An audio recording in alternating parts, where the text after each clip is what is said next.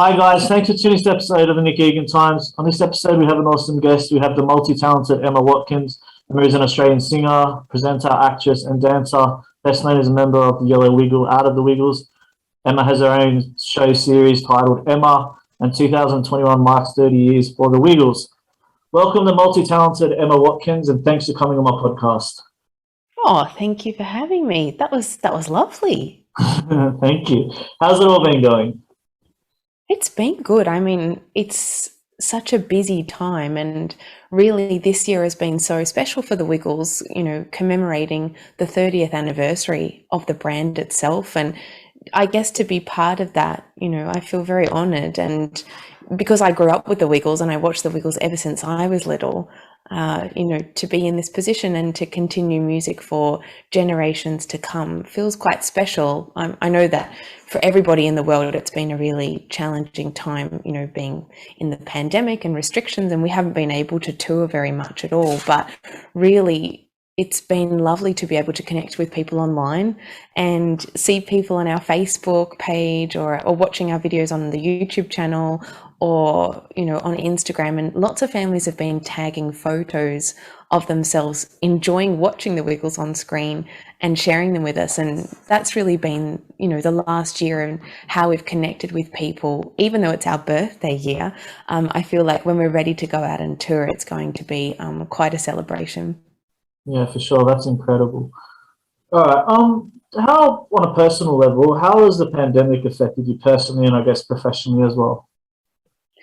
I guess it's been a year for everybody to think about, how they connect with people, firstly, but also how everyone can look after themselves within these restrictions. Obviously, every country is different, but with something that's affected the whole world, it's so important for everybody to take time to reflect on their own scenario. And I think for me, having been on the road with the Wiggles for a decade, it's actually really lovely to be home, and be able to be in my own house and Yeah. sleep in my own bed for more than 2 nights. And so, the positives out of it was being able to be home and be with family. But we really do miss touring, and traveling and meeting families across the world is something that's really been probably one of the most significant elements of the Wiggles, essentially, because we're so used to touring for about 80% of the year. So for us to not tour at all, or just a little bit, does feel really strange.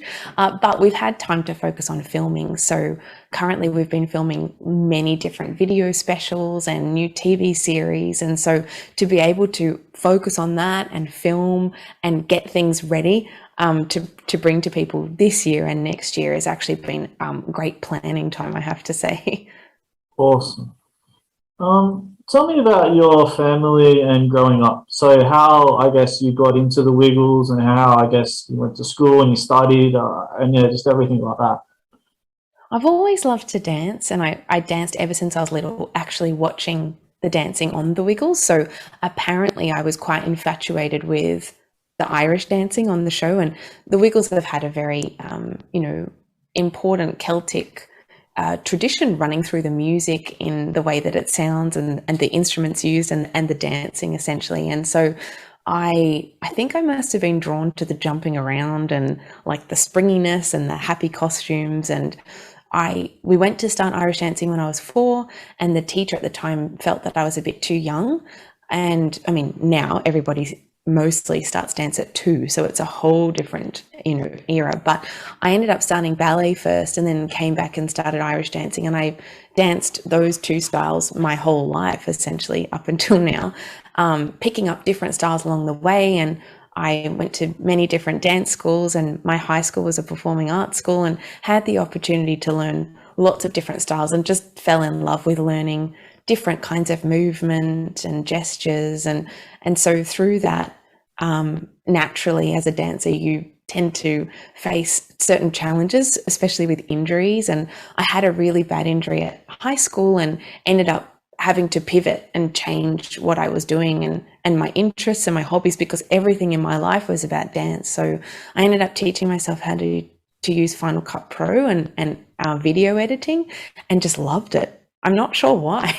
I just really fell in love with making films. And so that kind of led me to this love of filmmaking and screen production. And from there, I really have done both ever since I left school, and have been to many different universities now, and trying to gain more skills in filmmaking and seeing how visual elements on screen are really important for communication purposes. And I guess I was so thrilled to get the audition for the Wiggles as a dancer in the first instance that at the same time I was running a production company editing people's videos, whether they were dance concerts or weddings or, functions or whatever, which I absolutely love doing.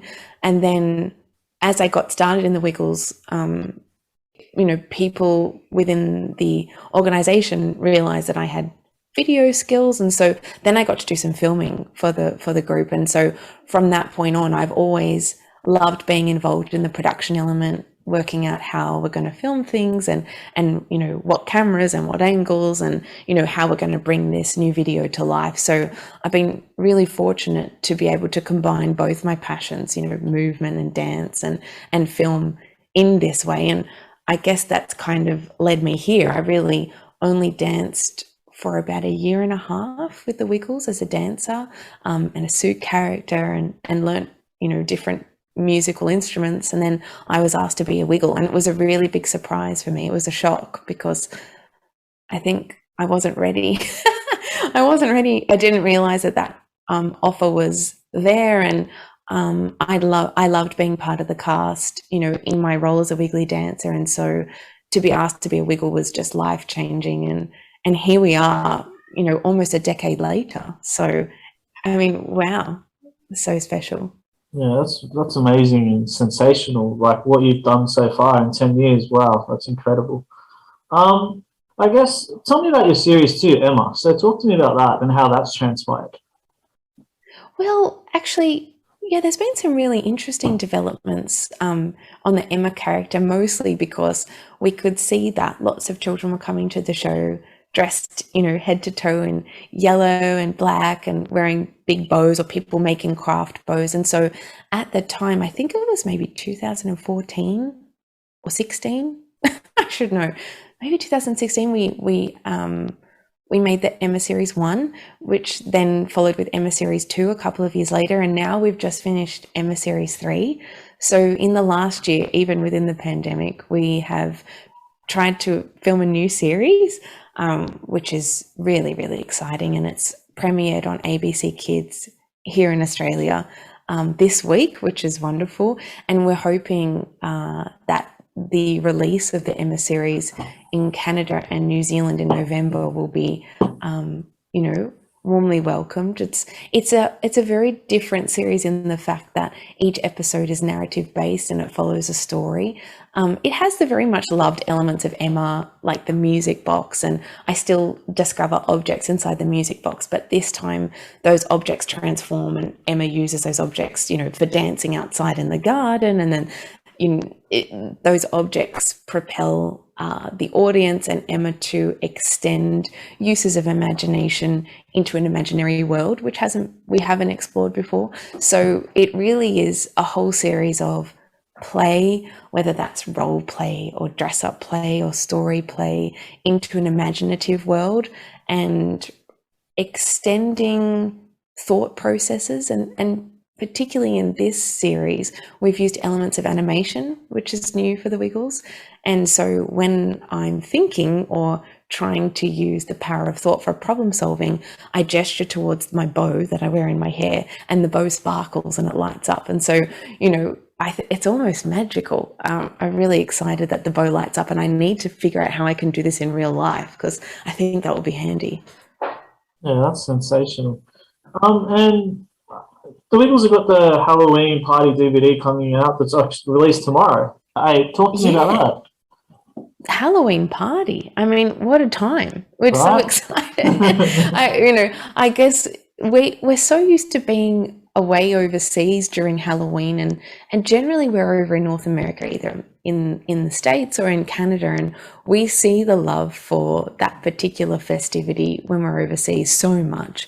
And, we're normally usually, because we're away, when we're on the tour, when there's a show on Halloween, everyone in the audience is dressed up, even the parents. And sometimes that happens, you know, normally during the shows, but honestly, every single person is dressed up and it's wonderful. It is like a Halloween party. So we have, you know, created this new video special, Halloween Party, which is out now, based on some of our original Halloween music tracks that we created really early on, maybe 2013, 2014, and now mix them with some brand new tracks like Toilet Paper Mummy. Wow. Where we get to wrap ourselves in toilet paper to be a mummy. I mean, it's pretty cute. It's exciting. And tell me about, you guys have introduced new Wiggles as part of Fruit Salad TV. Tell me about that. This is a really exciting project, and it's really been originated by Anthony himself. And it's, I guess for me, definitely, it feels like a school reunion in the fact that the 4 new Wiggles that we're presenting as part of the Fruit Salad TV are some performers that have performed with us for many years. And so it feels like we're introducing people to some of our friends, which is lovely. You know, the Wiggles have had an opportunity to perform with different artists around the world for many years, you know, 3 decades now. And so this is a special time to allow some of those performers to be Wiggles themselves. So we're introducing Kelly as the new yellow Wiggle for Fruit Salad TV. Sahai, she's wearing red. Evie is the blue Wiggle, and John as the purple Wiggle. And each of them have performed with us before, you know, on different video specials or in our live shows. We've been so lucky to have Sahai. She's performed with us for a few years now. She's an amazing Latin American dancer, and John is from the Justice Crew band here in Australia, so he's a great dancer singer. Evie is from the Australian Ballet, and you know, me as a ballet fan, I've watched Evie for many years on stage, so to have her as part of this new project is lovely. And Kelly actually was one of the first people I ever met at the Wiggles, and Kelly and I toured together on the Dorothy the Dinosaur show back in 2010, I think. And so to have her on board in this cast is really it feels memorable, you know, it feels nostalgic for me individually, but, you know, it's lovely to introduce people to new faces, and, you know, each person that joins us in these particular moments has their own hobbies and interests, and it's lovely to have them shared on screen. And so it's just a more extended version of the Wiggly community. And so we really hope that people enjoy those videos. Right now, they're actually being shared on the Wiggles YouTube channel. So you can watch them right now from anywhere in the world, which is lovely. Wow, that's really exciting. What inspires Emma Daly? What motivates you? Oh, I guess we're so lucky that children are our audience, and they're always so warm and accepting. I mean, they'll tell you if they don't like the music, and they'll tell you if they want a different song, but they're so real and honest. And so for us, what drives us is children and entertaining children and education as well.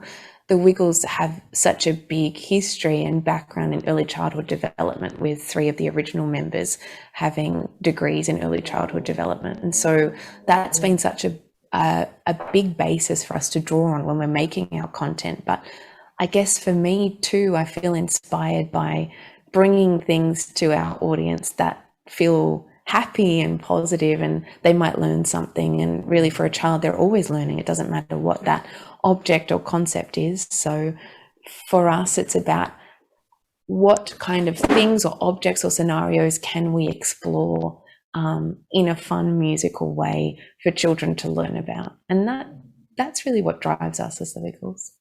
Yeah, awesome. What do you think's given the Wiggles the longevity? To obviously do 30 years is just, you know, it's out of this world. It's incredible to obviously adapt and just to be so consistent. What do you think that's been the meat behind it? What has, given the longevity? I think certainly that early childhood development basis and the foundation has been so important for the Wiggles over the 30 years in the way that they approach music and the language that they use on screen. And that was really passed over to us. You know, we did 8 months of training with the original members to learn, you know, the ways in which would be appropriate to speak to children and to sing and to create music, and that was really important as part of our development as the new generation of the Wiggles.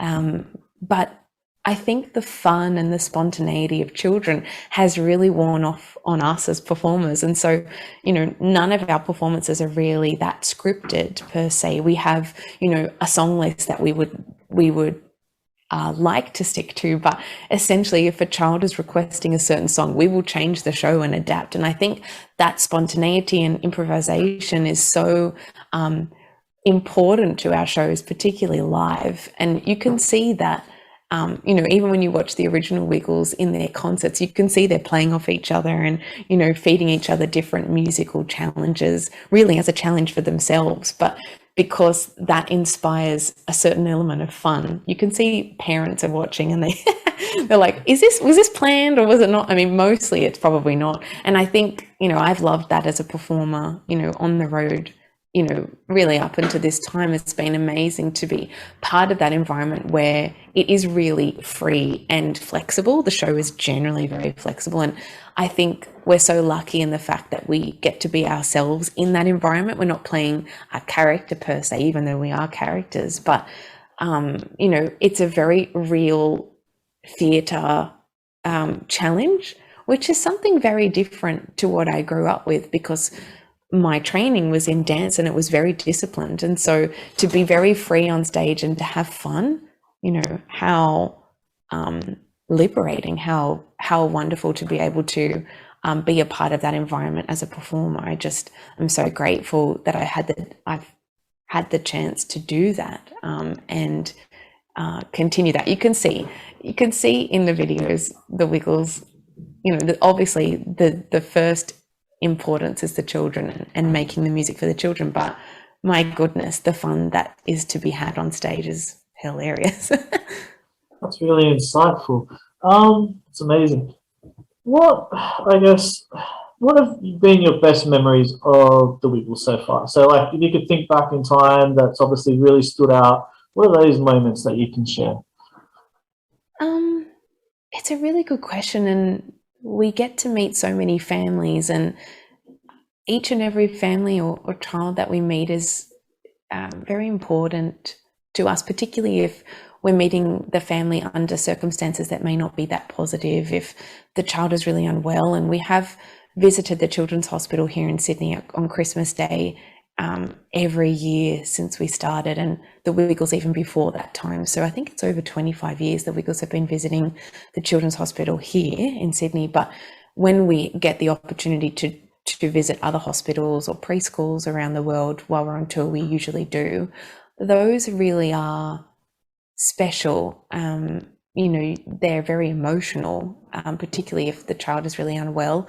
And whilst they may not be positive for us personally because we're concerned about the welfare of that child, it really sometimes is just a moment of 5 minutes of song and dance, not just for the child but for the family that's surrounding them. And if we can make that a positive moment within their lives to escape from where they are or what's going on, then that's always felt like quite significant memories for us. And we've just had so many instances where we've been able to meet children that might be really unwell and may have passed away pretty soon after we've met them. And you always feel so connected to the child, even if you've met them once or twice. Or sometimes we see children year after year because they might be there at the hospital every year for treatment. And even though it's lovely to see familiar faces, you just hope that they can withstand a slightly, healthy life outside the hospital. But we've just met some incredible children, and I think those memories are always really special for us. Whilst they're not yeah, like I said, they're not always positive.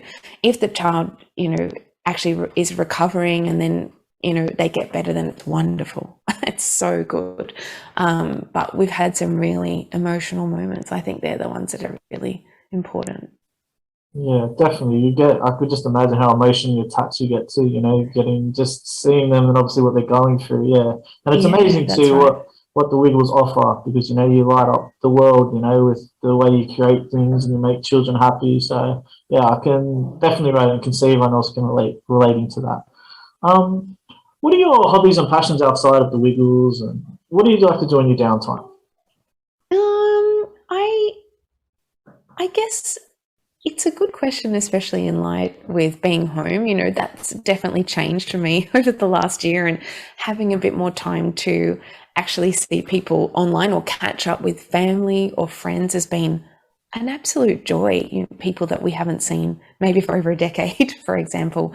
I've been able to do lots of online dance classes with teachers that I haven't seen for 15 years, and that's actually been lovely. I think the restrictions have taught us that we can still connect with people, even just like this online and via telephone. I think we just haven't been that flexible or open-minded in the past to actually think that we could just pick up the phone and chat to people because we've been so busy. But now being able to connect with people online has been amazing. I do love to dance in my downtime.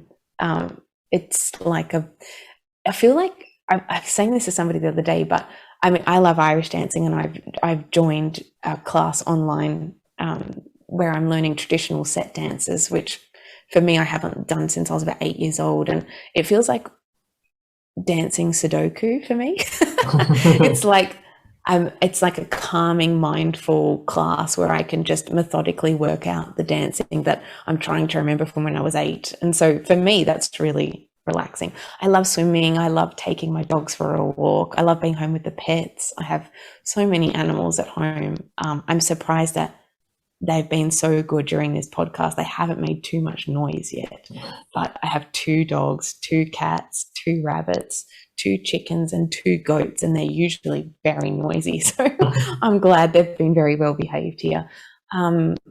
But yeah, I think for me in the last year, connecting with people and friends and family has been a highlight for sure. I guess for my passions, I've always loved sign language, and I grew up with deaf friends, and I've finished some certificates now in sign language here in Australia, in Auslan, and I'm using that particular accreditation as part of my PhD research currently, which I'm studying at Macquarie University, which essentially is just my life passions all connected. So it's a study that is trying to understand and gain more knowledge about visual communication, whether that's sign language, dance, or film editing, and how those elements come together to create something that could be more effective on screen. Amazing. What is 2022 coming in? Obviously, the back end of this year and going into next year. What does the future look like for you personally and the Wiggles? Well, I really hope that we can tour again. That's going to be lovely, for the Wiggles to be able to get out and about and see people. I think the excitement about seeing people seems to be a goal on everyone's list at the moment, just to connect with, a person that's not within your own household, even though that's lovely. I think people are just hanging to see people and to share stories and experiences. And for us to be able to do that with music and dance it's important, and it's part of our lives. So look, I'm really excited to getting out and performing for sure. We've filmed some new releases that are coming out next year, so we'll be really excited to see how they're received. I can't tell you what they are yet because it's a secret. But there'll be new TV series and new video specials, which we're looking forward to sharing with everybody. And for me, it's about finishing the PhD personally. So I pretty much have one more year to try and wrap up my project, and that's really helped me to incorporate a deeper understanding of even what I do with the Wiggles on screen. How I can be really visually clear in order to communicate certain things to an audience. And so the PhD is not just about visual communication for children, but for everybody. And so I really, I'm just looking forward to closing up that research for now, and getting out there and exploring that through other films that I might be able to make. Sensational. Yeah, Emma, thanks for coming on my podcast. I do appreciate it. I think, you've done amazing things, you're doing amazing things, and, your whole journey is just incredible. And I wish you nothing but the best in the future. Thank you. And right back at you. Thanks so much for having me. And I really hope that your podcast is doing amazing things. It's a great time because podcasts are connecting people with people. And so thank you for what you do too. Thank you. Appreciate it.